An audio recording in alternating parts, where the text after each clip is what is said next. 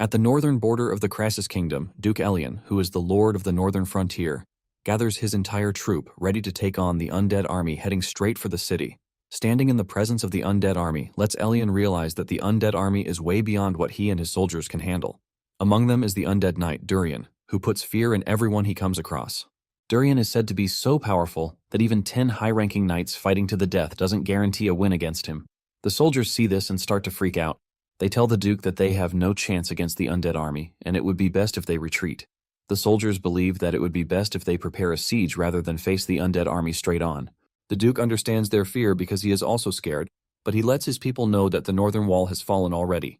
They are the last line of defense, and if the undead breaks through to the city gates, it is over for the country. Elion tells his soldiers that no matter what they do or how they do it, they need to make sure that they hold off the undead army. Suddenly, an unknown rider goes past the troops at high speed and heads straight for the undead army. The soldiers are shocked to see this as they wonder who it is that is charging into the undead army without caution. Suddenly, it dawns on them that it is Urin Rox. Urin Rox has been sent to help them from the southern Marquisate of Rox. Apparently, the carefree rider, Urin Rox, is our protagonist, and he fights with daggers. They know of Urin's capabilities, but the soldiers doubt if he will be able to do anything against Durian. They conclude that Durian will never fall to daggers, but they have not finished making their conclusions when Urin hits the undead knight with his dagger. The dagger sticks to Durian's head, which he is holding in his hand. Surprisingly, the head is sent flying and Durian starts melting away. This leaves everyone stunned and they refuse to believe what is unfolding right in front of their eyes.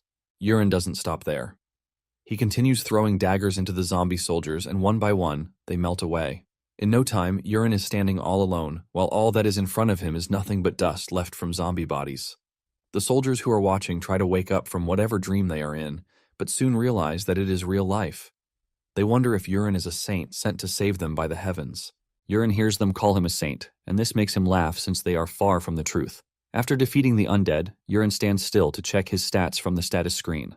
From the information on the status screen, he realizes that he has gained experience points. Apparently, he used a poison called Firebone Mountain, and this is a poison that even melts undead marrow. Because Urin just used it, the poison gained a ton of experience. Urin doesn't mind taking everything as long as it is useful for him. 6 months before then, our protagonist had opened his eyes to find himself in a strange room. He is on a king-sized bed inside a luxurious room. He suddenly heard someone call him young master. He looks up to see a beautiful woman knight standing in front of him. He is still commending her beauty when he realizes that the clothes she is wearing look strange.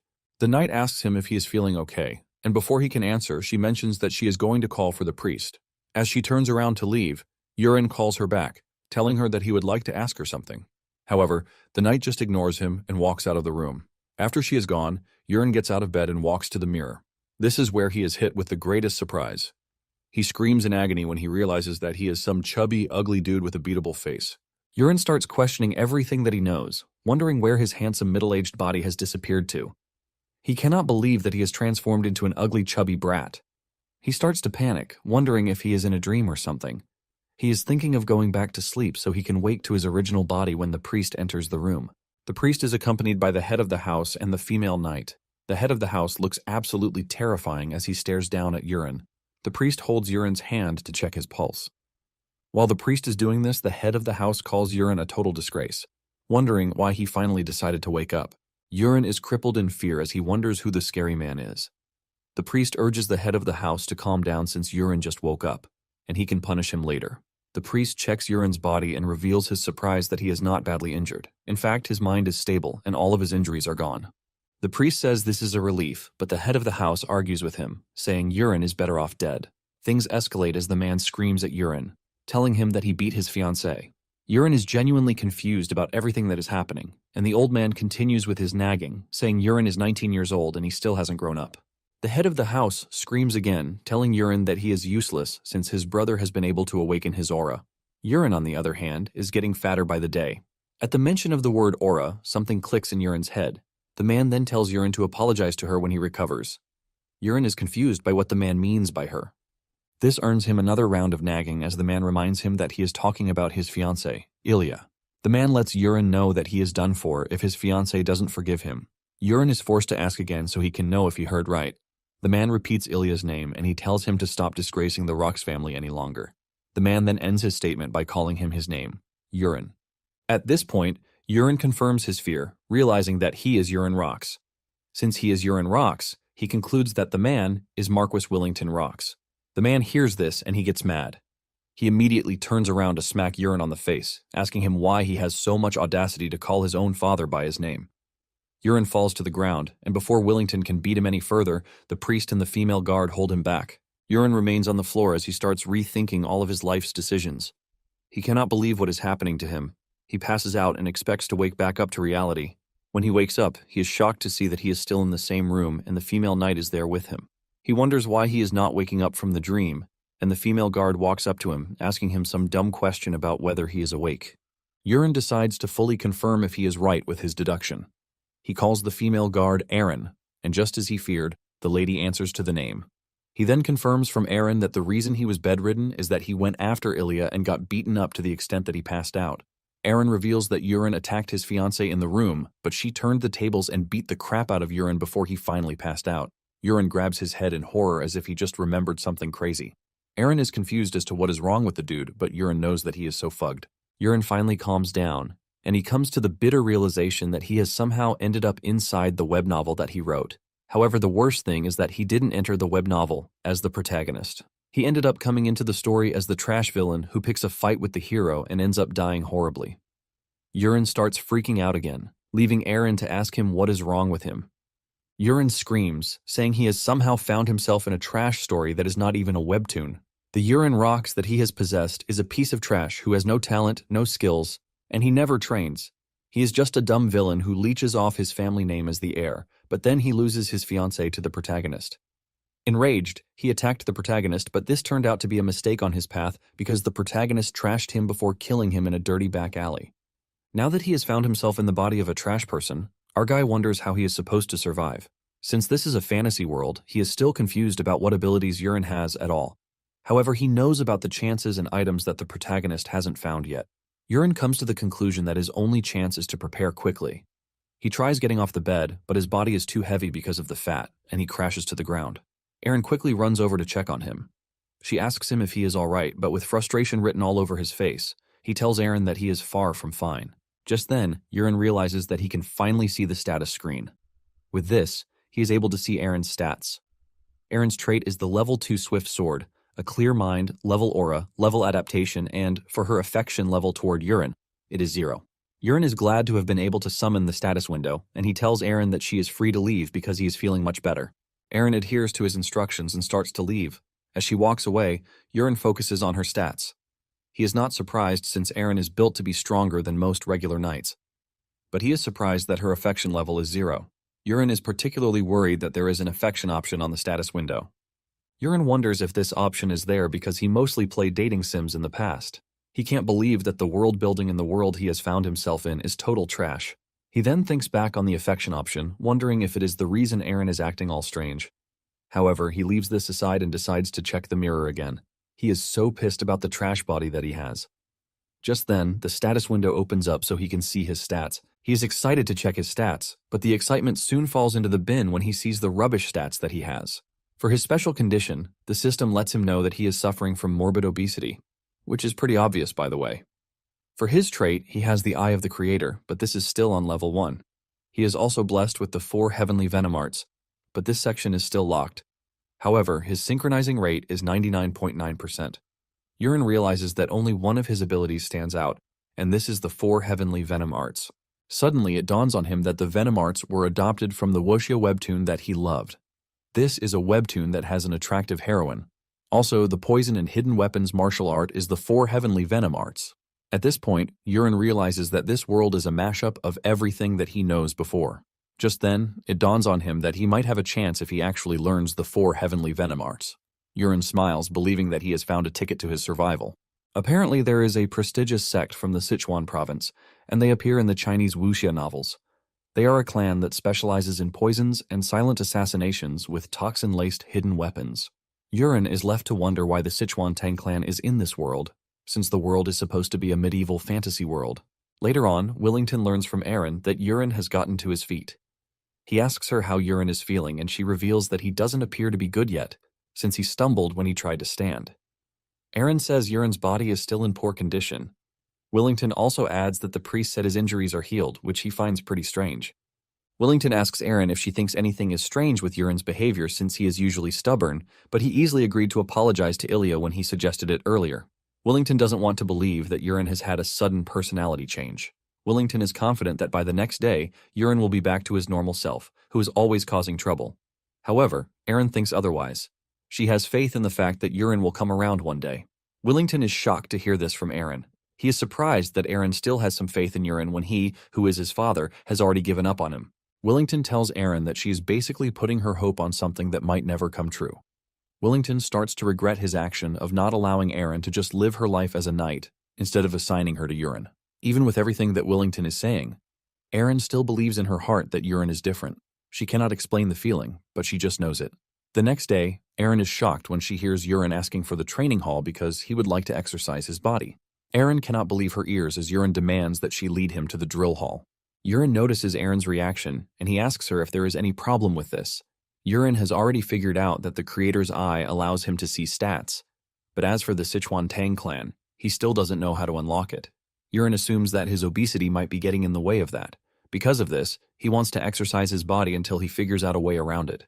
As he and Erin walk through the mansion, Urin is impressed by how big the garden is, and he compares it to several stadiums combined.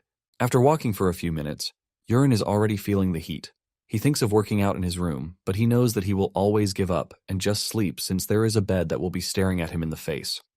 Urin is wise enough to know that he cannot work out in his room. They walk past a bunch of workers and maids. Thanks to the eye of the Creator, he is able to see what they think about him. Every servant that he has come across either dislikes him or hates him extremely. Urin doesn't blame any of them for this since Urin was a piece of crap who trashed everyone in the mansion. Soon afterward, they arrive at the third training hall. Urin is already out of breath by the time they get there. Erin lets him know that the knights make use of the second and first training hall, which is why the third training hall is free. Upon entering the training hall, they realize that there is someone undergoing a training session there. He checks the dude's affinity and realizes that he is the worst he has come across so far. The dude doesn't just dislike him, but he hates him and wants to kill him. The dude is Rekka Olian, and the moment he sees Urin, he starts walking toward him to greet him. He acts all cool since Erin is there, but deep down, Urin knows that the dude cannot wait to take his head off his neck. Rekka asks Urin why he has come to the training yard, but Urin freaks out, calling the guy's name. Rekka smiles, telling Urin that he didn't know he still remembers him. Urin doesn't really remember Rekka, and he calls Erin aside to ask her if something happened between him and Rekka. Erin is surprised that Urin doesn't remember what he did. Apparently, some years ago, Urin's father forced him to train. Urin was mad because of this, and he called Rekka over. Rekka was still a trainee back then. Urin does his usual villainy crap and puts a scar on Rekka's face while laughing like a maniac. After Urin did this, his father practically gave up on training him. After hearing this, Urin realizes that his old self is a really trashy dude. Urin is not ready to sit around and see what Rekka is going to do to him. He suggests that they run out of there. He asks Erin if there is another training hall that he can use alone. Erin reveals that there is a fourth hall, but it is very far away, and the equipment is poor. Erin says it is mostly an empty field, but Urin declares that this is exactly what he wants. Since he wants to lose weight, he wants to do it the proper way. Realizing that she can't change his mind, she has no choice but to take him to the fourth training hall. They arrive at the training yard, and Urin is surprised when he finds throwing knives on the table. Urin remembers that the Sichuan Tang clan specializes in throwing knives and small weapons. He picks up one of the knives, hoping that he can do something good with it. Urin skillfully picks it up and uses all of his might to throw the knife. However, the knife doesn't reach the target before falling off. Urin is embarrassed by this, and he turns around to look at Erin, telling her that he just threw the knife for fun and didn't mean anything serious with it. Urin realizes that the first thing he needs to work on is his stamina. He decides that running around the training yard should help with this. Erin just stands there, staring at him as he tries to make up for the embarrassing moment he put himself in. Urin starts running around the yard, telling Erin that she is free to train whichever way she wants. However, Urin almost passes out after a few laps on the training ground. Later on, his father learns that he has started training, and this shocks him. However, he doesn't think it is going to last that long. Surprisingly, Urin is still training after 3 weeks. Willington cannot believe that his son has not skipped a day's training since he started. In just 3 weeks of constant training, Urin has lost a lot of weight, and his appearance has changed so much. Willington is now proud, and he finally starts to address Urin as his son. Willington realizes that without the body fat, Urin is pretty handsome. Willington wonders if his son has truly changed in his ways. Even Urine stands in front of the mirror in his room to admire himself. He realizes that he has lost a lot of weight, but even with this, the Sichuan Tang clan trait still refuses to unlock. He decides that he will give it a month, and if it doesn't unlock by then, he will proceed to steal everything meant for the protagonist. Momentarily, Aaron enters the room with Urine's food. The meal is basically called Chirin soup, but unlike its name, it is pretty useful. It is a nutritious stamina dish that is excellent for burning fat and building muscle. In the Rox family, it is natural for them to eat it after every training session. Urine cannot believe that he has to eat Chirin soup again. Aaron asks him if he is tired of the soup already, and he says yes. He mentions that he has been eating the soup for 3 weeks straight without eating anything else. Aaron stares him right in the face and with a stern and scary look. She asks him what it is that he truly wants. She wants to know if it is his desire to become a knight or just to lose weight. Urine declares that he would like to become a knight, and Aaron tells him that he has no choice but to eat the Chirin soup because even the head of the house still eats it after he is done training. Aaron tells Urine to stop complaining and just eat the soup. Urine has no choice but to agree to it after Aaron's lecture. Aaron might not be comfortable with the soup, but he knows that it has helped him over the 3-week course. Urine decides to just keep eating the soup until he finally gets tired. He takes a spoonful from the plate, and just as he chews it, he notices something strange. He figures out that the soup tastes very different from the other days. However, he continues eating until the status window suddenly opens, telling Urine that he has ingested poison. Urine is shocked to see this, but it turns out to be a blessing because this satisfies the condition to unlock the Sichuan Tang clan. Urine looks up and smiles since he knows that it is the start of his great journey. Willington stands at his window as usual to admire his great son. Just then, someone knocks on the door, and the man orders them to come in. It turns out to be his second wife, Kana, and she has brought tea for them. She noticed that her husband was staring at something and asked him what he was staring at, and he lied that he was looking at the beautiful garden. Kana then uses the opportunity to praise herself, saying she has been specially taking care of the garden. The Marquis plays along, telling Kana that her skills are impressive. Just then, Kana resorts to her female instincts as she walks up to the Marquis to hug him from behind. She hugs him, asking him when he plans to choose her son, Colin, as his heir, just like he has previously mentioned. Kana suggests that the Marquis do this pretty quickly since he has already decided. The Marquis then shocks her, telling her that it might take more time than he actually thought. Kana gets more serious, reminding the Marquis that he promised to name Colin his heir within the month. Willington admits that he said this, but tells Kana that she must have heard about the fact that Urine has suddenly come to his senses. Since Urine is the eldest son, Willington believes that Urine can turn out to be a good successor. Kana puts on a fake smile, telling her husband that she has also heard about Urine's sudden change. She says she is happy that the boy has finally come to his senses. Willington starts laughing, telling Kana that he doesn't believe that he was called back to his senses by a beating from his wife. Kana then returns to the topic of the successor, asking him what he plans to do about it. Willington says Urine has only been training for 3 weeks, and he would like to watch him a bit longer before making his decision. However, he promises Kana that he will immediately hand over the position of heir to Colin if Urine goes back to his old ways. After hearing this, Kana turns around to leave, telling her husband that she will be waiting for him in the bedroom. She steps out of the room and almost bites the dust with how pissed she is, and she swears to show Urine what she is capable of. Now in the present, it finally dawns on Urine that the condition to unlock the access to the Sichuan Tang is to ingest poison, and he has just done so. He then stares at the status window to know what has been placed inside the soup given to him. Apparently, the soup has a special herb in it, and this causes paralysis. It is a medicinal herb, but it carries a bit of toxin in it. The herb is harmless to adults in small quantities, but consistent consumption of this leads to paralysis and later kills the target. Urine is staring at the status screen when Aaron enters the room, asking him if he is no longer interested in the food. Urine apologizes and starts consuming the soup hurriedly. However, he is left with the question of who could have put the poison in the food. He is assured that he can't be killed with poison, but he knows that something has changed in the storyline. Just then, it dawns on him that Colin has not been named heir yet, which was something that happened around this time in the story. He wonders if the naming of an heir got delayed because he started training, and the person who put the poison in the food doesn't like him, and most likely from Colin's camp. After he's done eating, the system informs him that weak paralysis poison has been unlocked for him. Urine turns to Aaron, telling her that he has finished the meal and it is so good that it brought him to tears. He tells her that he wants some time alone, and without argument, Aaron excuses herself from the room, urging Urine to take a rest. After Aaron is gone, Urine stands in front of the mirror and demands that the Sichuan Tang clan appear to him. Just then, Urine's stats appear right in front of him. He has gained some skills, which include mild poisoning, but his overweight status still remains. In addition, his sync rate has dropped to 97%. Urine then focuses on more of the traits, and he realizes that there are a bunch of traits that are still locked. He still cannot access the most powerful techniques because they require other conditions to be met. Urine is blown away by the number of poisons that are available to him, and the last level on the panel is level 30. To get to level 30, he needs to unlock the levels above it. However, he needs an inner technique to unlock the basic one. Urine realizes that the Tang clan actually uses internal energy to wield poison. He then checks the martial arts section, where he realizes that he can choose one of 4 available techniques.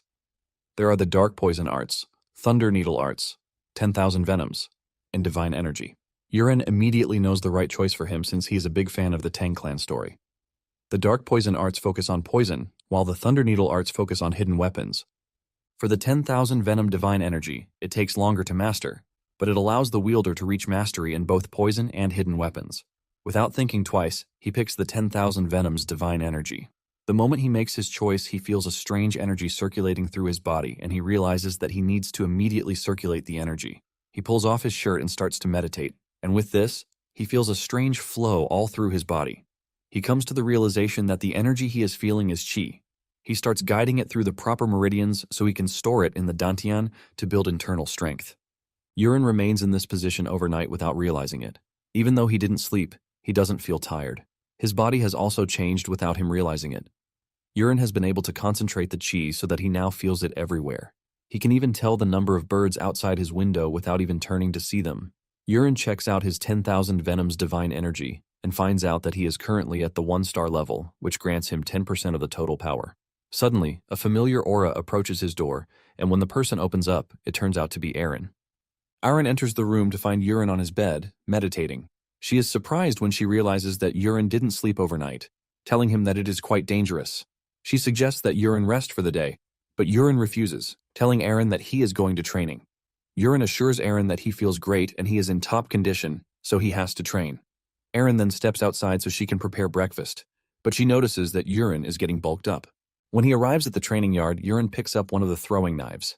He stands in front of the target, and to his surprise, a crosshair appears right in front of his eyes, just like a first-person shooter game. With this, he is able to precisely aim at the target, and he throws the knife with all of his strength while Aaron watches him. The knife hits the target with ultimate precision, shocking Aaron. By doing this, Urine unlocks the Tang clan's hidden weapons. Aaron cannot hold it in as she walks up to Urine, asking him what he just did. Urine plays dumb, telling Aaron that he also has no idea what happened. He believes that it is as the results of the past month's training are starting to show. Aaron debunks this, since she doesn't believe it is so. Urine realizes that this will be the first time he will see Aaron totally flustered, and he suggests that he try throwing the knife one more time. Urine can feel the fiery inner energy surging from his body when he throws something. With this, he takes an even better pose and he throws the knife faster and stronger. The knife hits the target right in the middle and cracks it, leaving Aaron totally stunned. Aaron stares Urine right in the face, pointing out the fact that he just shattered the target board. Urine just smiles. But he knows having the crosshair appear in his eyes is basically a cheat code for him. Apparently, Urine once loved an FPS game called Battle Attack, and he even came first in the cafe tournament held for the game. Aaron screams at Urine, asking him what he just did. Urine ignores the question and asks Aaron if she can feel anything from him. Aaron thinks it through before answering, telling him that he has lost quite a bit of weight since the day before. When she mentions the weight aspect, Urine is shocked. Aaron then points out that Urine has been training every day and eating the soup, which has made him lose a lot of weight. However, he looks totally different overnight. Urine is surprised to hear this, but most importantly, he is relieved that Aaron can't sense the inner energy flowing through his body. This basically tells him that he is the only one who can use inner energy in this world, and no one else can detect it. With this, Urine is confident that he has gained incredible power, and he decides to keep practicing. He picks up the knives and starts throwing them to hit the target with precision. Aaron is shocked to see this, and she finally steps up, asking to try throwing the knives too. She picks up a knife, strikes her pose, and throws it. But to her surprise, the knife bounces off the target instead. Urine laughs, saying he is glad that there is something Aaron can't do. Urine then takes another glance at the status window, where he sees that he has unlocked the straight cut. This allows him to throw faster and stronger, and not only with memory objects. Basically, he can pick up anything and throw it with ultimate precision, just like he is doing with the knives. Urine is surprised to see this, and he decides to try it out without delay. Aaron is still busy beating herself up when Urine urges her to step aside. Aaron is shocked when she sees Urine holding a broken wooden sword. Urine stands in front of the target and he circulates energy through his body, and using the straight cut skill, he throws the damaged wooden sword. To Erin's greatest surprise, the wooden sword shatters the target. Erin screams in horror, and she asks Urine what sort of power he has running through his veins. Urine awkwardly replies that it is the power of practice, but Erin is not a fool, and she knows that it is quite impossible. Urine then begs Erin for a favor. He is aware that she reports his every move to his father, but he begs her not to tell his father about this in the meantime. Erin wants to argue this, but Urine points out the fact that he is currently testing out several things, and he promises to explain everything to her later. All he just wants is for her to give him some time to put things in order. Erin has no choice but to agree to this. Later that day, Urine follows one of the workers, Peru. Using the Creator's Eye, he figures out that the dude uses poison, but his affinity toward him is neutral. Urine immediately figures out that Peru is the person he is looking for, as he is the only one who can easily slip poison into his food without anyone realizing it. Using the arrow floating in his hand, Urine is able to target Peru, and he hits him with a paralytic poison that leaves a green trail. Peru gets hit before he even knows what is happening. He crashes to the ground and passes out while Urine is proud of himself. Thanks to the status window, Urine can see that the effect of the paralytic poison will last for an hour. Urine grabs the unconscious dude and takes him to a quiet warehouse. When the dude finally wakes up, he sees Urine standing in front of him, and he looks really menacing. Urine smiles evilly, and Peru already knows what is coming for him. Urine then urges Peru to answer his questions honestly if he wants to live to see another day. He asks him if he is the one who put poison in his soup. Urine tells Peru to blink once if the answer is correct, but if it is wrong, he should blink twice.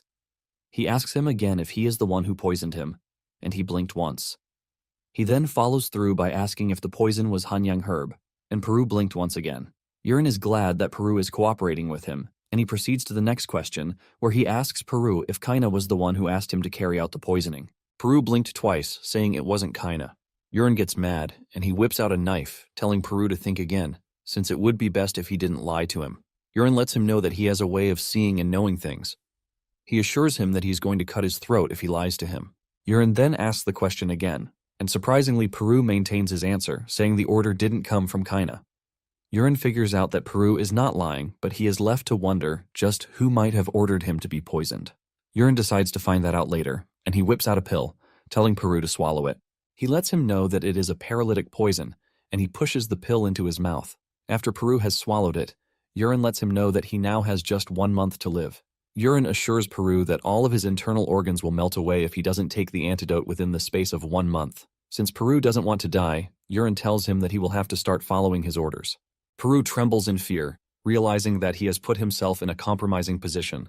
Urine then places his hand on Peru's head and uses his power to release the paralytic poison. With this, Peru can finally move and speak. Urine then asks the question again, demanding to know who ordered Peru to poison him. Peru finally reveals the truth, saying it was Knight Captain Karox Livingstane. Urine is shocked to hear this, and Peru reveals that Karox is planning to kill Urine by illness within the year. It turns out that Karox is Kaina's older brother, and he got the role of Knight Captain, thanks to her marriage to the Marquis. Urine is relieved that he is not totally wrong since Karox is Kaina's brother, which makes them accomplices. Urine then hands Peru a piece of paper, and written on the paper is a list of poisons. Since Peru is very knowledgeable in poisons, Urine believes that he can help procure them from the black market. Urine tells Peru to get the money he needs from Karox and gather every single poison on the list. Urine wants Peru to bring the poisons to him, and he orders him to start with the one he already has with him. Peru is shocked, and he asks Urine why he needs poisons. But Urine coldly replies, telling Peru that he never gave him permission to ask questions. Peru quickly apologizes, and Urine tells him that he is free to leave. Before leaving the room, Urine tells Peru that he wants a load of poison in his food from that moment forward. Peru hears this, leaving him in total disbelief. When Urine gets to his room, he starts celebrating because he managed to trick Peru into believing that there is actually poison in his system. What Urine fed him was just dried leaves that he lumped together. Urine then realizes that it is imperative that he learns the Sichuan Tang clan martial arts. Apparently something terrible will happen very soon, and he needs to be ready. The following night, Peru visits Urine to show him the poisonous herbs he has with him. He places them on a table, and Urine takes a good look at them. The first one is the Hanyang herb. The second one is Yekrupka. The leaf among them is called the wooden vein leaf. Peru is shocked that Urine knows all the poisons like they were nothing. Unknown to Peru, Urine can see their names via the status window. Urine asks Peru why he has the other poisons with him when he could have easily killed him with the Hanyang herb alone. Peru reveals that Hanyang herb takes a long time, and once resistance is developed, it actually lasts longer. However, mixing Yakropka after Hanyang herb symptoms begin will increase the effects. Basically, poisons become more deadly when combined. Yurin then asks Peru how he learned all about poisons, and he reveals that he was sold to the Livingtane family when he was 8, and he trained under a poison master there. Yurin asks him if there are others like Peru and Livingtane. He replies that they were initially 20 kids, but they all died, leaving him as the sole survivor. Yurin is not surprised by this because kids with low affinity for poison will die when they are exposed to toxins, but he notices that Peru hates the Livingtane family. He plans to use this to his advantage. After their discussion, Yurin commends Peru for a job well done, and he lets him know that he is free to go for the day. After Peru's departure, Yurin gets down to the consumption of the poisonous herbs. As he eats them, he gets the notifications from the status screen, but he soon reaches his limit and the system urges him to engage in a breathing meditation. Yurin does as the system suggests, and he manages to get the pain under control while meditating. The next morning, Aaron enters the room to find Yurin in a state of meditation, but his body is now streamlined like a perfect bodybuilder. Aaron is shocked by what she is staring at, but on the other hand, Yurin has managed to upgrade the 10,000 Venoms energy to stage 2. He acquires a bunch of martial arts techniques and poison techniques in the process too. Aaron is about to start talking about Yurin's body when she perceives something rotten in the room. Yurin doesn't know what to tell Aaron since he knows the reason behind the unpleasant smell. Apparently, when one's inner energy rises and their martial arts level up, the body releases a bulk load of waste at once. Since the room is stinking and the odor is obviously coming from him, Yurin offers to open the window, but Aaron screams at him not to open the door. She tells Yurin to head to the bathroom instead. After he is done bathing, Yurin and Aaron head out. Yurin is pleased with himself as he has been able to acquire a new skill, the So-ryong footwork. It is from the Tang family, and it is a perfect technique for fast movement, assassination, and evasion. Yurin is glad that he is learning skills that only show up in wuxia novels. Yurin is so glad that he is carried away while they walk on the road until Aaron snaps him back to reality. Aaron asks him why he is walking like a drunk all of a sudden. She wants to know if his body is not feeling well, but Yurin quickly assures Aaron that he is fine. With this, the two continue moving, but Yurin can't stop practicing his new move as he walks on the road like a drunk. Aaron then asks him if he is truly going to the first training hall to undergo training for the day. Aaron reminds Yurin that there are a bunch of knights in the training hall, but Yurin assures Aaron that she has nothing to worry about. Yurin claims that he is only going there to see how the other knights go about their daily training sessions. Moments later, they arrive at the training hall, and just as expected, there are knights practicing their sword skills while screaming like maniacs. They are shocked when Yurin and Aaron enter the training ground. Initially, they don't recognize the handsome dude who is behind Aaron, since he has changed a whole lot. It finally dawns on them that the person they are looking at is Yurin, the Lord's son. They can't believe how much weight Yurin has lost during training. The knights believe that Yurin used some kind of sorcery to reduce his weight. While they are whispering, Yurin can clearly hear all of them thanks to his inner energy. Aaron then points to a huge dude in front of them. She lets Yurin know that he is a trainee knight, but because of his good form, he will soon become a junior knight. Yurin takes a closer look and soon realizes that the dude is Cried. He is part of the main character in the novel, and he later becomes an ally to the protagonist. Yurin didn't know about Cried's life before he met the hero. Yurin is pleased with the fact that Cried is in the mansion because it might turn out to be a good thing for him later on. However, he is focusing on something else for the day. All the knights in the training hall hate his guts, and most of them just want to kill Yurin. Yurin stares at them, wondering if they are going to be his test subjects. Yurin picks up a sword and decides to start with a poison named Prolonged Poison. It is still at level 1, and once ingested, it spreads to all the organs in moments. He activates the poison and remotely hits one of the knights with it. The knight crashes to the ground with his friends asking him if he is okay. They ask him if he needs to use the toilet, but he says no while rolling on the floor in pain. The knights realize how terrible the situation is and immediately suggest that they call for a priest. Suddenly, the knight gets back on his feet saying that the pain is gone. The others are shocked by this and they wonder if the dude was just messing with them. The dude tries to let them know that he was not faking it and he was truly in pain, but none of them believe him. Yurin has seen how this works and he decides to try out the soul-killing smoke. This is a smoke that creates illusions, causing fear and confusion within a set range. The knights are still scolding their counterparts for faking his pain when Yurin hits them with the soul-killing smoke. Immediately, everyone in the range of the effect starts to freak out. Apparently, a scary monster is standing in front of them, ready to devour them. They fall to the ground, pissing their pants while Yurin laughs in the distance. Aaron, on the other hand, is confused as to what is happening. The situation becomes even worse for the affected knights as several monsters appear before them, tormenting them. When Urine has had his fill of pleasure, he takes off the illusion since he doesn't want to wait for the knights to start attacking each other. An argument ensues between them as they claim they all look like monsters. Urine decides that he is done with the day's experiment, but he is pleased with the way things went. Urine then tells Aaron that it is time for them to go back. Aaron is shocked since they have not done anything meaningful since they arrived. Urine claims that the training hall is noisy, and he suggests that they go to the 4th training hall instead. Moments later, one of the maids showed up to inform the two that a guest had just arrived at the mansion. Urine wonders who the guest is, and he soon learns that his fiancée, Ilya Marcus, has come to see him. While waiting for Urine, Ilya already has plans to cancel their engagement together. When Urine enters the room where she is waiting, Ilya's face turns red, and everything she has planned to do before seeing Urine starts flying out of her head, and they are replaced with questions. Before entering the room to see Ilya, Urine had analyzed the situation. He knows that Ilya is good with her fists, and it was around this time in the story that Ilya demanded that they go their separate ways. However, the novel Urine kept refusing to let go. However, this time around, Ilya is shocked when she sees Urine. She starts asking him who he is. Urine is surprised by the question, and he lets Ilya know that it is none other than him. Ilya still doesn't want to believe as she starts freaking out, while Urine just calms her down, telling her that it's been a while. Ilya admits that she actually heard that Urine lost weight, but she assumed that it was a false rumor. Ilya says it hasn't been 2 months since she left, and she starts wondering how Urine is able to change that much in a short space of time. Urine then reveals that he was able to change that much because he trained really hard. This shocks Ilya, and Urine continues, revealing that after he got whooped by her, he started rethinking his life decisions, and because of this, he decided to change. Ilya asks him if he is trying to get revenge, but Urine says no. Just then, Urine does something surprising. He gets on his 2 knees and bows to Ilya, thanking her. This shocks the lady, who can't get to see her man on his knees. Urine reveals that he was able to change his ways, which is all thanks to Ilya. Urine lets Ilya know that he is truly sorry for what happened between them, but assures her that he will understand if she wants to break off the engagement. Ilya is dumbfounded when she sees this, leaving her to start questioning Urine's identity. Urine shocks Ilya again by admitting that he was a piece of trash. Urine knows that everything that happened is not his fault, but the idiot who was the former inhabitant of the body. However, the reason Urine is so passionate about asking for forgiveness is that Ilya is not just a simple heroine, but her Sword Queen trait, with her own trait, makes her get stronger and stronger over time. Later on in the story, she was able to save the fallen hero and even cut down the main villain. This was made possible thanks to her Sword Queen trait. Urine doesn't care if they break off the engagement, as long as he is able to repair the relationship and make Ilya his ally. Just then, Ilya asks Urine if he is serious about what he said, and he says yes. However, this is not enough for Ilya as she demands that Urine swear by what he said. Ilya unleashes her aura, making her appear very dangerous while making the request.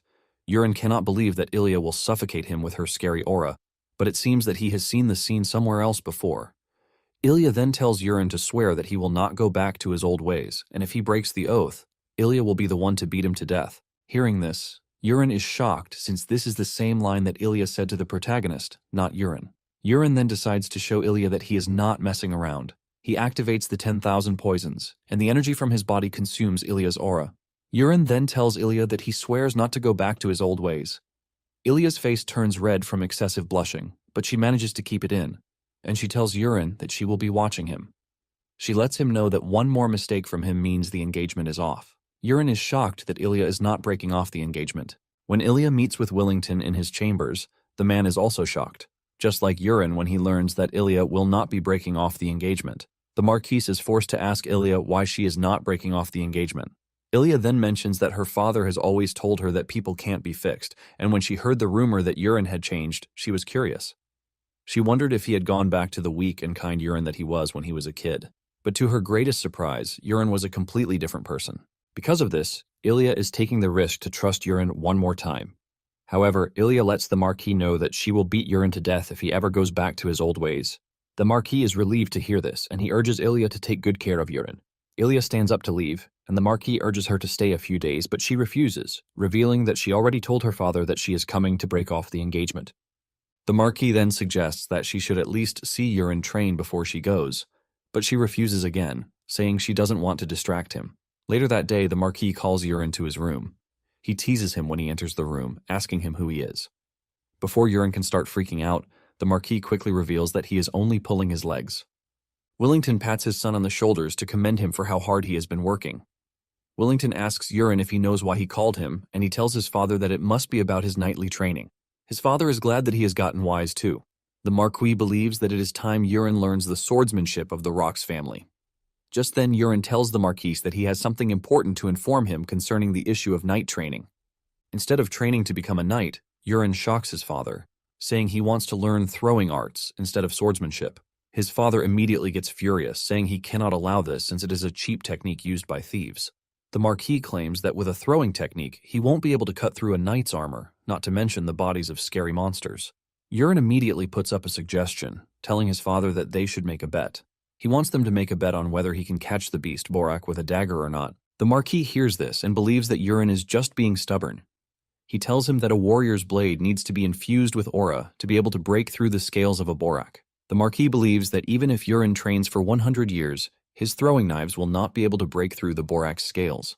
Since this is Willington's belief, Urine urges him to make the bet. The Marquis decides to indulge Urine on the bet, and Willington asks him what he plans to wager. Urine tells the Marquis that if he manages to defeat the Borak with his dagger, he will be the one to handle his training, but if he fails, he will follow his father's will. With this, the two make their bet. Urine returns to his room with relief because he realizes that Aaron hasn't told his father about his training yet. Since the practical test is the next day, Urine wonders how many tries it will take him to break the Borak's scales. To prepare for the test, Urine decides that he needs to eat some poisoned herbs just in case. He plans to raise the divine arts to the 3rd star. Just then, Aaron enters the room with a message from the Marquis. Apparently, the Marquis has picked the time and venue. The test will be held at noon the next day, and they will use the first training hall. Urine then asks her if she knows the details of the bet, and she says yes. However, she is not the only one who knows it. The entire estate is aware of the bet that they made. Because of this, the entire estate is laughing because they are pretty sure Urine will pee his pants when he faces the Borak. Aaron reveals that everyone is having fun chatting about how he is going to fail since he is the #1 public enemy. This gets to Urine, and he asks Aaron if everyone is coming to watch the test.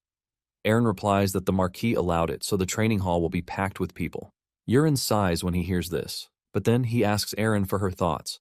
Aaron bows her head while saying she believes that the following day will be Urine's day.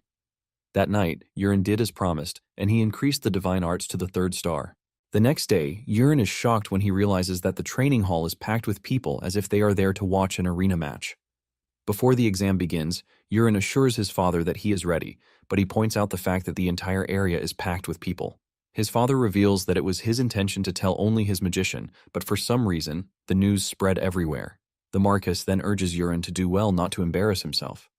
Once everything is in order, the magician begins the summoning ritual to call forth the Borak. The summoning is successful, and a monster appears from the smoke. Urine is excited to physically see a monster that he, as the author, created with words. Apparently, Borak is an ocean monster with a height of 150 centimeters. Immediately, the monster emerges from the summoning circle, and the spectators start to panic. Urine is shocked to see what the Borak looked like since it is a monster that he came up with when he was eating a rockfish sashimi at a restaurant and couldn't think of monster ideas. Urine doesn't show any sign of fear in front of the Borak since he can only see a cute monster if only its arms were taken away. Suddenly, the monster comes charging at Urine. It almost catches Urine while he is zoned out, but thanks to his slick movement, he is able to dodge the attack. Since the monster is charging at him without warning, Urine decides to get serious. He whips out one of his throwing knives to test how strong the Borak scales are. Surprisingly, a target appears in front of him, pointing to a particular area on the monster's body, and Urine assumes that it is the monster's weak point. He decides to try out this hypothesis, and he throws the knife in the direction of the target. The knife penetrates the target, causing the monster to scream in pain before crashing to the ground, dead. Urine is disappointed that the Borak died with just one hit. The Marquis and the spectators are left in awe when they see this happen. The entire hall soon roars in celebration of Urine defeating the Borak. The magician steps into the training hall to officially announce that Urine has defeated the Borak. The Marquis leaves his seat and rushes over to Urine to ask him how he managed to take down the Borak in just a hit. Urine awkwardly replies that he only aimed well and he managed to hit the mark. The Marquis doesn't want to accept the result since the Borak died from a single dagger strike. He argues that it doesn't make sense, and Urine quickly cuts in, asking if the Marquis is trying to go back on his word. Just then, the magician tells the Marquis that Urine targeted the Borak's arm where there are no scales. Upon hearing this, the Marquis screams at Urine, telling him that he was able to defeat the monster out of sheer luck. Urine doesn't want to argue with his father, as he tells him that he won the bet, even if it was a lucky throw or not. Urine turns to walk away, but his father tells him to do the test one more time. Urine doesn't want to agree until the Marquis increases the stakes. He tells Urine that he will grant him one wish if he manages to win the second round. Urine is excited to hear that he gets to have a wish. However, the Marquis switches things up, saying his opponent will not be the Borak but a knight. Urine's father asks him if he is okay with the new rules, and he says yes. Urine doesn't really care who his opponent is because this might actually be his chance, since he might be going up against Karox. However, he decides to let things be since he still needs Karox to supply Peru with money to get the poison that he needs. The Marquis then suggests that they start with a trainee knight. Urine asks his father if he can choose his opponent, and he gives him the go-ahead to do so. Without hesitation, Urine chooses Kryde as his opponent. Moments later, Kryde comes rushing to the arena from where he is. He bows to the Marquis, who tells him that he has a task for him. Kryde assures the Marquis that he will follow whatever instructions he lays out. Just then, Willington points to his son and he tells Kryde to teach the brat a proper lesson. Kryde is shocked when he hears this, and the Marquis notices this. He immediately asks him if he can't do it, but Kryde tells the Marquis that he is up to the task. Suddenly, Urine says something outrageous. He tells Kryde that he is going to throw only 3 daggers at him, and if he manages to block all 3, he wins the match. The Marquis is shocked to hear this, and he tells Kryde to put his arrogant son in his place. Meanwhile, Kryde's friends in the arena are teasing him, telling him that if he loses, there will be no dinner for him. One even tells him that he will have to do 100 laps around the training ground if he loses. Before the match starts, Urine hears a girl's voice among the spectators, telling him that he can do it. This is enough motivation for Urine as he whips out his dagger, ready to take on Kryde. Just as they are about to start the match, several target areas appear on Kryde's body, stunning Urine. Urine is worried that he might kill Kryde the same way he killed the Borak, but he can't afford to do this. Urine then decides to try something else. He uses so much force to throw the dagger, and it hits Kryde's blade, leaving a loud sound like that of a cannon, shocking everyone in the arena. The dagger falls off, and the Marquis picks it up, wondering how an ordinary dagger is able to produce that much force. Kryde's sword has suffered a dent, and the force from the throw leaves him shaken. Urine subtly tells Kryde that he is now warmed up, but he lets him know that the first throw is a warning. Urine lets him know that the next throw is going to pack a punch. Urine believes that Kryde will not die from what he is about to do since he is a supporting lead character. Urine then throws his dagger once again, and as it spins toward Kryde, he tries blocking it with his sword, but this leaves a loud bang and a cloud of smoke. This shocks everyone, including the Marquis. When the smoke clears, Kryde is completely shaken, and his sword has shattered. Kryde's sword falls from his hand, and the Marquis walks up to his son. He demands they go somewhere private to talk, but Urine reminds his father that the match is not over yet since he still has 1 dagger left. Willington's eyes light up in fear, and he tells Urine not to take things too far. Urine then suggests that they hear from Kryde himself. Urine walks up to Kryde, telling him to raise his head, and he asks him if he would like it to end the way it is. Urine reminds Kryde that he is a knight in training and he is not supposed to accept such a trash outcome. Since bringing things to a definite end is the way of the knight, Urine then asks Kryde again if he is ready to give up. Kryde stutters before demanding that they give him a new sword. Kryde's aura swirls around him, while revealing his determination not to back down. Everyone, including the Marquis, is blown away that Kryde is still a knight-to-be, but he has already awakened his aura. Apparently, this is what Urine wants from the start.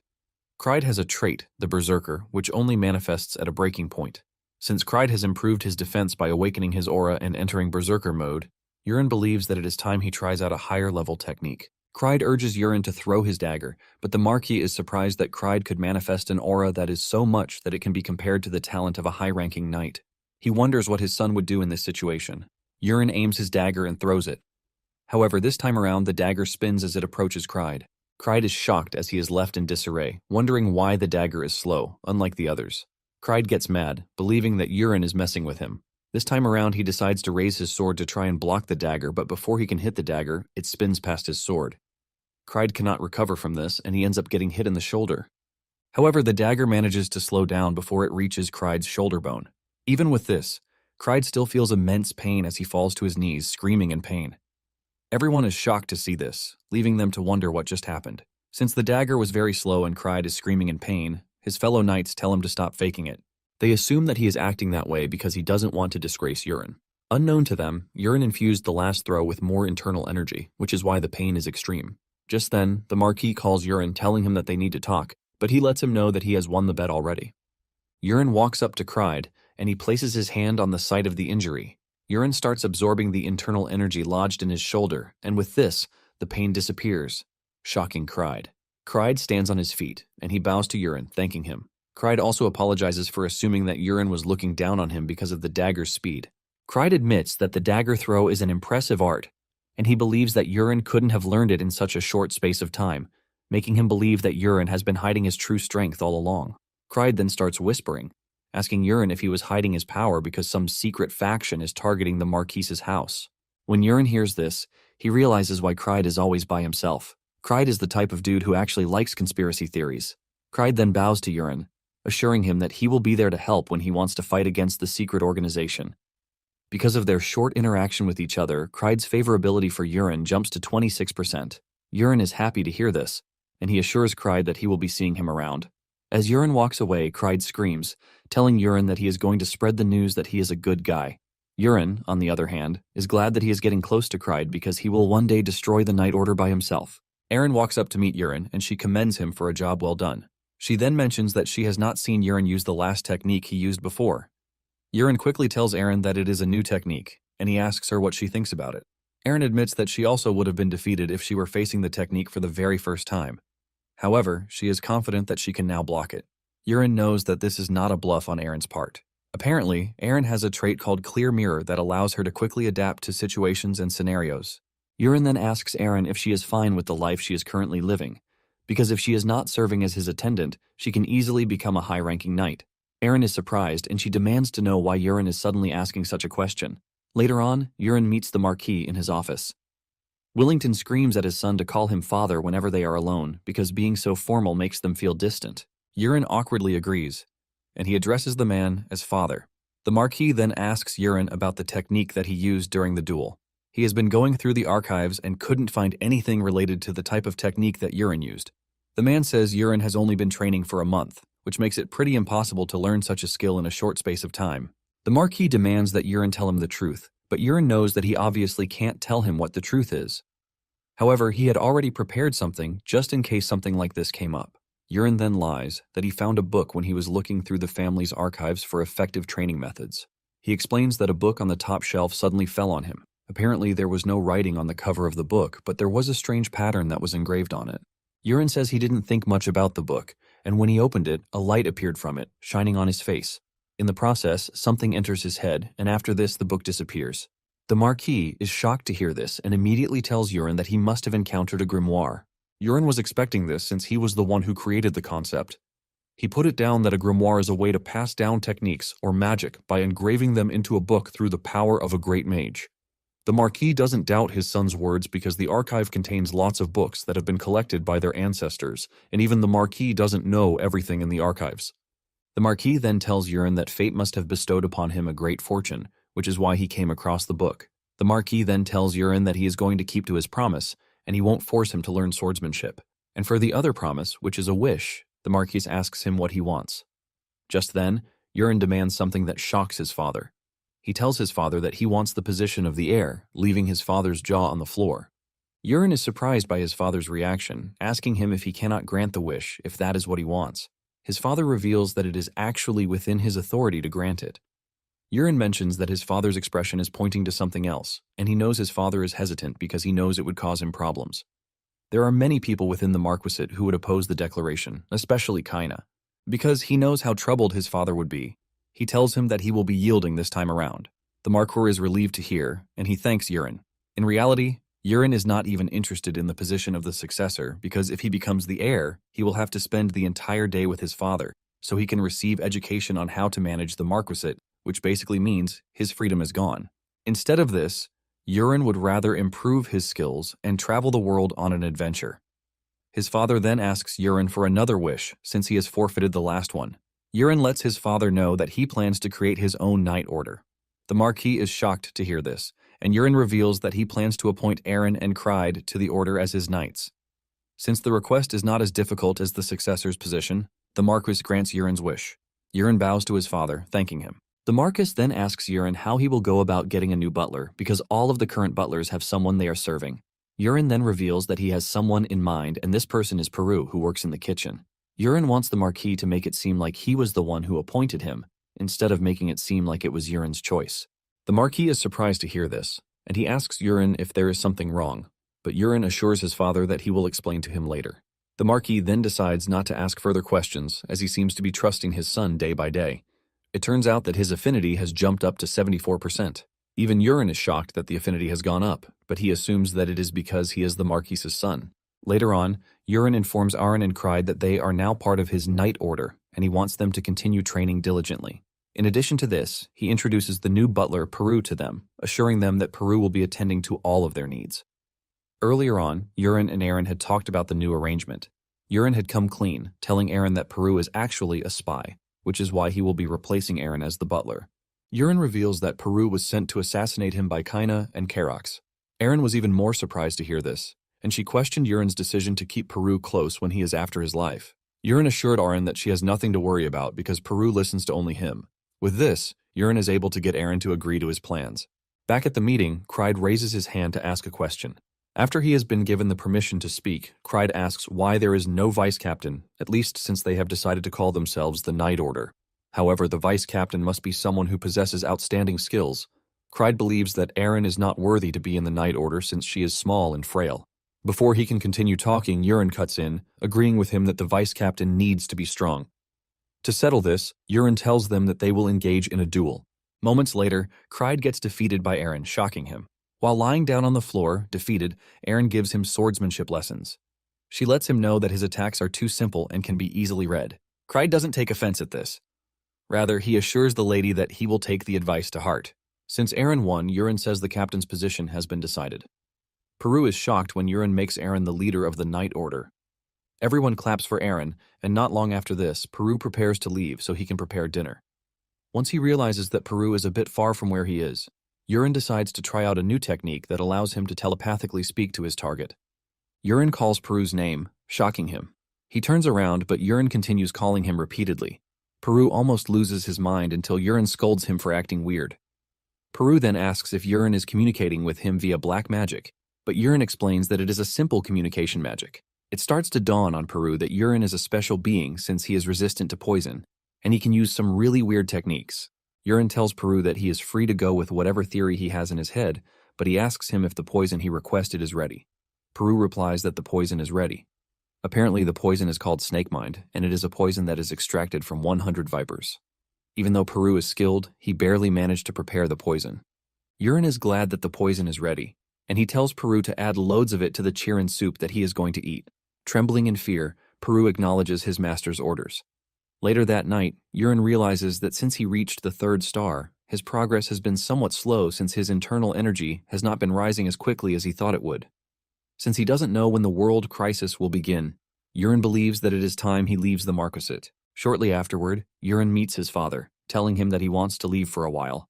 His father asks him for the duration of time he will be gone, and since he doesn't want to create suspicions, he tells his father that he will be gone for a week. The Marquis has no problem with this since Urine has been diligently training, but he asks him how he plans to handle the escort. Urine shocks his father, telling him that he doesn't need an escort. The Marquis protests against this, reminding Urine of the important position that he holds in the family. Urine tries telling his father that there is no need for an escort since he is only going to neighboring villages, but the Marquis cuts him short. The Marquis reveals that the world has become a very dangerous place, and even though he has gotten a bit stronger, he is worried that his son might get poisoned. Urine realizes that it will be hard for him to convince the Marquis, and he decides to move to Plan B. Urine lets his father know that he is ready to comply, so he doesn't need to worry. The Marquis is happy to hear this, and he asks his son when he will be leaving. Urine replies that he will be leaving in 2 days. With this in mind, the Marquis says he will prepare an escort before then, but Urine has no intention of waiting around for some escort, since he is planning to sneak out the next day. Urine calls Peru to his chambers and reveals that he is going on a trip, but he doesn't have money, so he needs Peru to lend him some. Peru is hesitant, but when he feels the dark and scary aura coming from Urine's body, he quickly obliges. Urine then asks him if he still has his subspace pouch with him. Urine had earlier seen the pouch with him. Apparently, the subspace pouch is a common setting in fantasy novels, and it is a mysterious pouch that can take about a ton of cargo. Peru has no choice but to give his subspace pouch to Urine too. Because of this, Urine is happy that he won't have to carry a bag with him. Urine then hands Peru the lump of dried leaves that he is disguising as an antidote. He tells Peru that it is a month's worth of antidotes for the poison in his system. Urine plays his card very well, telling Peru that he has been a worthy servant. Because of this, he assures Peru that he is going to give him the permanent cure very soon. The next morning, Urine leaves a letter and then sneaks out.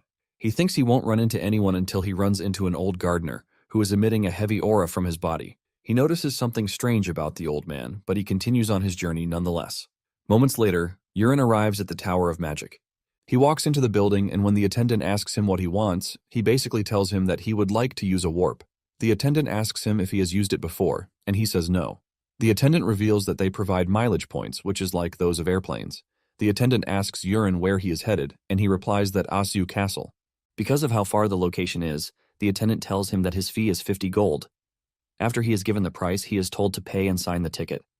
Urine already expected that the fee would be expensive, but he is thankful that Peru has enough money to give him. Urine decides to write a fake name, and he goes with Polion, which is a name he uses in online games. After he is done with the registration, Urine is taken to the room where the warping machine is located. The attendant tells him that the moment he hears a knock, it means he has arrived at his destination. Urine steps onto the machine, and it gives off a lightning signal. Moments later, Urine arrives at his destination. He is welcomed by another attendant, who tells him that he has arrived at the Asu Castle. Urine is shocked, since he didn't feel a thing. The old man lets him know that this is how it is because the Tower of Magic has designed the warping machine to give off a warping sensation. Urine is surprised by the name they gave to the phenomenon. He realizes that he might have given it the name instead of the intended ride comfort. With this, the attendant wishes him well, and once Urine steps out of the Tower of Magic, Urine is now in the Asayo Castle, which is in the western region, unlike his homeland. The area looks completely different from the ones in his homeland, and there are lots of people in the region too. However, Urine is not concerned with that. As his major concern is the blacksmith alley, he asks one of the people he comes across and they describe it for him.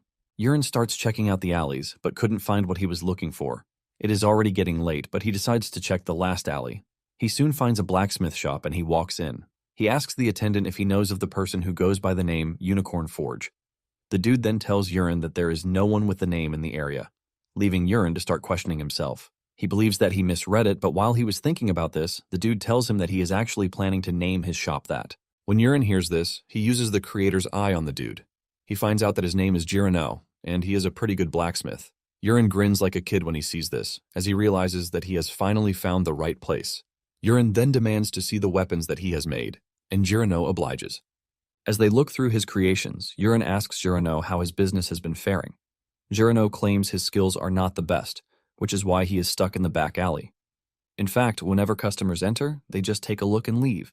Because of poor sales, Jirano reveals that he doesn't know how much longer he can hold out. Urine then notices some swords hanging on the wall. One of the swords is a wind spirit sword, which has been imbued with the blessing of the wind spirit, Sylph. The sword increases attack speed, movement speed, and agility. The other sword is Flame Spirit Greatsword. It is a sword that has been imbued with the blessing of the lower fire spirit Salamander. The sword increases stamina, strength, and endurance. Urine then asks Jirano if he is the one who made the swords, and he says yes. However, he believes that after he finished making them, they turned out to be total failures. Apparently, the swords became so heavy that even someone strong can barely lift them, so no one ends up buying them. After he is done saying this, Urine knows that it is not Jirano's fault. The swords became heavy because unworthy humans touched them. Apparently, the sword will grant immense power to whoever is worthy. Since Urine knows this, he tells Jirano that he will be buying the swords, leaving Jirano totally shocked. Jirano thinks the swords are a failure, but Urine knows that both swords are perfect for Aaron and Cried. However, Urine is still after some other treasures. Suddenly, Urine asks the blacksmith if he has rusted weapons. Jirano has a bunch, and he brings them out. Jirano is surprised that Urine wants them since he already considered them a waste. Urine is glad that he met the bunch the same way he set it up. He dips his hand into the container and brings out a dagger, telling Jirano that he wants the dagger. Jirano is shocked since he wasn't the one who made the dagger. He only found it in the storage room and he has no idea how it got there in the first place. Jirano is shocked when Urine says he is going to be picking the dagger alongside the swords. Jirano concludes that Urine is only after defective stuff. Jirano tells Urine to give him just 2 gold coins, and he will give him the dagger for free. Urine is glad that he got a sweet deal, but he is the only one who knows how valuable the weapon is. Just then, he realizes that it is not only about the weapons, but about the blacksmith himself. Urine then offers him the chance to close down his shop and work for him instead, since he already said business is going so well for him. Jirano is shocked by the offer, and he reveals that it is coming too suddenly, which is why he doesn't know what to say. Jirano admits that he has thought about closing down, but he never thought he would get an offer like this. After he says this, Urine decides to introduce himself to the blacksmith. Urine introduces himself as the Invincible Spear, who is the protector of the South. After he is done with the title, he reveals his real name. Girano is stunned when he realizes that he is standing in the presence of the Marquise's son. He immediately falls to his knees, apologizing to Urin while saying he never expected someone as noble as him to enter his trash shop. Urin urges the dude to stand up, but he refuses, and he demands that Urin say everything he wants to say, while his head remains on the ground. Realizing that he can't convince him, Urin decides to speak. After hearing everything Urin has to say, Girano asks him why he would consider helping someone like him, and he replies that he is pretty talented. Girano is surprised to hear Urin say he has talent because he doesn't see himself in the categories of talented blacksmiths, since he gets scolded by his master every day. Urin mentions that he has been going around checking other forges, but Girano's shop stands out. Girano asks him how his shop stood out from the rest, and Urin lets him know that sincerity is the key.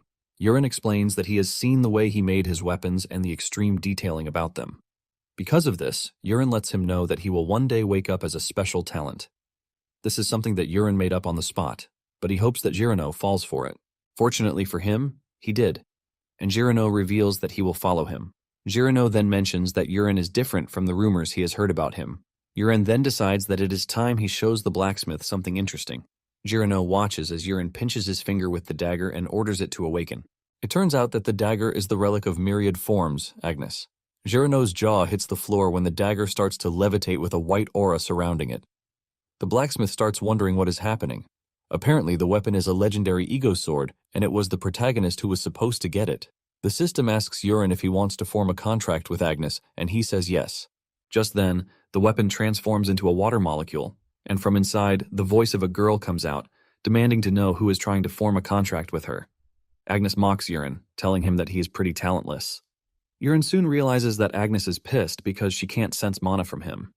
After she is done mocking him, she asks him how he knew she was there and how he also knew the spell to release her. Urin replies that he heard it from the Great Prophet. Urin was the one who shoved the prophet into the story for consistency. Even though Urin mentions this, Agnes believes that he is lying. She wants to know why the Great Prophet would waste their time on a talentless person like Urin. Agnes then asks Urin if he knows what she can do, and he says yes. This is an easy question since he is the one who wrote the settings. Urin explains that Agnes can split her body into the main body and the sub-body as two separate weapons. Each of these bodies can then transform into any weapon based on the wielder's imagination. During the main story, the hero fought using a sword and shield. And even though the sub-body was lost, it always finds its way back to the main body. After saying everything, Agnes suggests that Urin give up on trying to wield her since she can only be wielded through mana. Just then, Urin points a finger at Agnes, telling her that she is noisy. Suddenly, Agnes turns into a ring and wraps around Urin's finger. It turns out that Urin was able to commandeer Agnes because his martial arts substitute for his lack of mana. Urin then asks Girano how much time he needs to pack up, and he says 2 days. Urin then tells him to meet him in front of the Asao castle in 2 days, at noon. Later on, Urin is walking through the streets when he suddenly runs into his fiancée. They are both shocked, and Ilya asks Urin why he is in the region. Urin almost enters the ground when he sees Ilya, as she is the last person he expects to find in the region. Urin realizes that the scene is somewhat familiar to how Ilya met the protagonist in the original story. It dawns on Urin that the main storyline has received a bit of a tweak. While he is still trying to figure out what is going on, Ilya asks him once again what he has come to do in the area. Urin chuckles nervously before revealing that he came to find a blacksmith. Ilya mentions that their family has loads of blacksmiths, and Urin agrees to this but says he wanted to hire his own man. Ilya says she would have helped him if he had told her earlier, but Urin assures her that there is no need for that since he has found the right person for the job. Speaking of the devil, Girano appears on the scene. Urin then introduces Girano to his fiancée.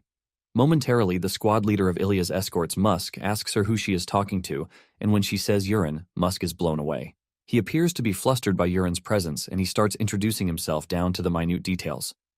Urin returns the gesture, but even if he doesn't say anything, Urin knows who he is. He is the one who wrote the story, so there is no character hidden from him. Urin knows that he is a background character who can't stand the poor. Apparently, it was supposed to take on another dimension in the novel. A hooded figure was supposed to block Musk's path and the night as they moved. Musk talked trash to the person, but at that moment the hero stepped forward. A fight breaks out, but Ilya manages to arrive on the scene just in time to stop the fight, and after this the two become Romeo and Juliet. Not long after this, the hero accompanied Ilya in battle and saved her from a life-and-death situation. Since he can't find the hero at the moment to get him to help, Urin realizes that he has no choice. He has to save Ilya and prevent her from dying. Urine then asks Ilya where they are headed, and she reveals that there are reports of raids by orcs near Asu Castle. Apparently, the orcs are growing in numbers, and Ilya and her squad have been given the order to wipe out the orcs. Just then, Urine asks Ilya for a favor, and this is him escorting her. Ilya is shocked to hear this, and she demands to know why Urine wants to come.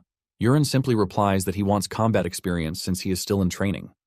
In addition to this, he tells Ilya that he would like to see her skills. Ilya lets Urine know that it could turn out dangerous, but Urine assures her that he can handle himself despite how frail he looks. Ilya thinks over it for a minute, and once she is done, she orders Musk to provide Urine and the blacksmith horses. Musk protests against this, telling Ilya that they are not going on a picnic. In addition to this, he doesn't want them to let their guard down even if they are going up against ordinary orcs. Musk adds further that he can't sense a trace of mana from Urine and the blacksmith. Musk continues rambling until Ilya gets serious and lets him know that she just gave him an order. Musk has no choice but to do this, but he is not happy with it, even though there is nothing he can do about it. As they ride for their destination, Ilya tells Urine to always stay by her side since they are heading to a dangerous location. Urine assures Ilya that he will follow her every move. It turns out that Urine and Girino are sharing the same horse, and Urine urges him to hold on to him tight. With this, they start riding to the target destination. When they reach the presumed location, Ilya tells her team that they will have to split into teams of 5 to find the orc settlement. She urges them not to attack if they find it. She wants them to retreat and fire a signal flare. With this, the group split up. After hours of searching, one of the knights asks Ilya what they are to do since it is already getting late. Ilya then says they have no choice but to turn back and come back the next day. Suddenly, they see a signal flare in the air. However, another flare soon goes up in the air again. In no time, 4 flares go up in the air. Ilya then suggests that they head to the nearest flare, which is to the west. Her squad immediately follows her, but by the time they get there, all the soldiers are already dead. Ilya is horrified by the way the soldiers were all killed. One of the soldiers notices that the armor on their bodies was shattered, leaving them to wonder what sort of weapon hit them. Ilya then orders that they head to the south to check on the soldiers there. By the time they reach there, they meet the same horrific scene from where they are coming from. All the soldiers are already dead, and one of the knights suggests that they move to the next location. Ilya agrees with him, but Urine stops them, saying they can't move at the moment. Ilya is shocked when Urine says this, wondering what he meant by it. Urine points out that the orcs are hunting down their soldiers and are currently winning. Urine lets Ilya know that they are outnumbered and have no chance of winning. Urine wants them to fire the signal and gather the rest of the troops. Just then, one of the soldiers screams at Urine, telling him to keep his mouth shut because he is a nobody. The soldier blames Urine for what is currently happening. While this is happening, Urine remembers that the protagonist also got cursed at the same spot. Because of this, readers got frustrated and scolded our guy for dragging things on. Hearing the soldier speak to him this way starts to fire up Urine's PTSD. As he continues to ramble, Urine tells him to shut his mouth. Urine hits him with an attack before he can even realize it, and he falls off his horse. Urine tells him to know his place and remain where he is. The soldier is forced to answer Urine like his boss, since he is already paralyzed. He then tells him to watch and see. Urine raises his hand, and with this, the dude is able to move again. In the main story, Ilya didn't listen to the hero and did what she thought was right. However, Urine wants to see if it will be different this time around. He asks Ilya what her choice will be. Surprisingly, Ilya agrees with Urine, and she orders her men to fire the blue signal flare immediately. She wants the troops to be gathered where they are. The soldiers do as told, and they fire the flares into the air. The soldiers then start tending to their fallen comrades, while the blacksmith walks over to Urine to tell him that he is amazing. He says Urine was able to make items move the way he wanted, but Urine doesn't count it as a big deal. He asks Urine if the soldiers are going to meet up with them, but Urine lets him know that most of the soldiers won't make it. Apparently, Urine knows what he is doing, and he is actually waiting for the real fight to come to him. Suddenly, a soldier comes toward their position, telling Ilya that they need to run. The soldier looks absolutely terrified, as if he had seen a ghost. Coming behind the soldiers is a bunch of scary and powerful orcs. Just the sheer numbers of the orcs send chills down the soldiers' spines. Ilya turns to Urine and apologizes to him because he's about to die, and it is all her fault. Just then, Urine tells Ilya not to worry because no one is dying. Just as he says this, he walks toward the orcs, shocking Ilya. Ilya is confused as she watches Urine approach the orcs before summoning Agnes. He tells her that it is time they try what they have been practicing for the past 2 days. Urine tells Agnes to generate iron bullets, and Agnes follows his orders. Apparently, this is a technique that Urine acquired after reaching 3-star of the 10,000 poisons body, but he has never had the chance to use it. The skill is called Black Iron. It releases concealed weapons filled with inner strength by detonating black iron bullets. The required weapon for this is a black iron bullet. Urine then shoots the bullet at the orcs, and it lands in their midst without doing any damage, leaving the orcs to stare at Urine like a fool. Suddenly, the bullet explodes, tearing apart every orc in its range. The remaining orcs are shocked when they see this, but Urine is not yet done with them. Urine recalls the bullet and launches it again. This time around, it pierces through the orcs before exploding and turning them to pulp. Urine recalls the bullet again, and Ilya asks him what it is that he is throwing. Urine reveals that it is called the Black Iron Blast. Urine smiles at Ilya, promising to tell her the details about the weapon later. With Urine's 2 consecutive attacks, he has drastically reduced the orcs. Ilya is motivated by this, and she immediately screams at her soldiers, telling them to get into action. She lets them know that they can win, and she urges them to strike down the rest of the orcs. Ilya charges forward, and her soldiers follow suit. Ilya slices off an orc's head as if it were tissue paper, and her soldiers also follow her lead. One of the orcs realizes that they are no longer a match for the soldiers and turns around to run. However, he runs into a red brick wall. The red brick wall turns out to be a giant red orc with a terrifying aura. The red orc grabs the escaping soldier by the head and crushes him. The soldiers and the rest of the orcs on the scene almost wet themselves at the sight of the terrifying monster in front of them. The red orc is so giant that regular green orcs look like peanuts compared to him. The red orc is also wielding a building-sized blade, but Urine doesn't look surprised as he is already expecting the legendary red orc warrior Karuta. Urine knows that they will all be done for unless they kill Karuta that very day.